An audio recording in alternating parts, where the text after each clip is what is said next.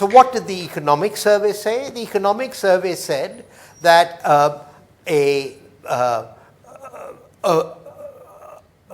expected real growth rate of 6.5% was what the economic advisor to estimated, taking into account international factors, including a slowing of exports. And what is the link between that and the architecture of this budget, as I see it, which is that this is a budget which is, in a sense, much more focused on activating domestic activity and not that dependent on the drag that's coming from the global economy. And that drag, as you know, is of two kinds. It can come from trade and it can come from interest rates. Right.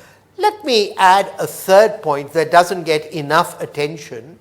The reality is that even in a fairly messy global economy in 2022, India has managed to get $100 billion in migrants' remittances. Right. Okay, so there are swings and roundabouts in this business, and we are too diverse and linked an economy for it all to be one way. The other, one of the best things, and I think nobody would have any dispute about this, is 80,000 odd crores having gone towards India's green transition, right? I mean, it's a ballpark figure, whether it's solar farms or wind farms in Ladakh, the integration into the grid, the economic benefits over there, green hydrogen, and a lot of other aspects. How is this the highest sort of investment as far as green transition is concerned, perhaps of any country with the exception of China? But we just don't know what the China rail numbers are. And your question is? How significant is this as we look at our economy in, let's say, 2047?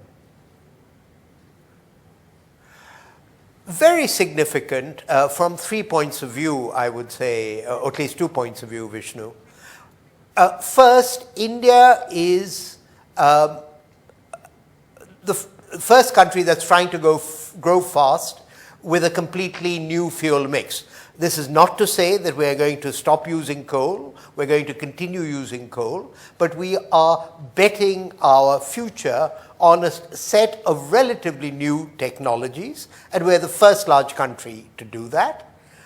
Second, as this year's budget indicates, this is very capital intensive, and we are doing it for our own sake. It has employment benefits, it has, as it were, lifestyle benefits, including lower pollution. Right. But let's be clear, we are also doing this as a contribution to a global goal of carbon mitigation.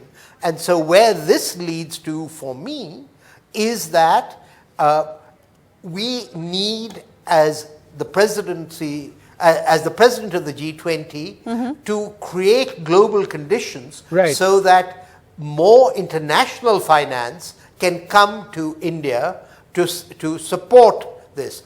Up till now, this is really being financed domestically. I'm saying, ideally, it should not be. Right.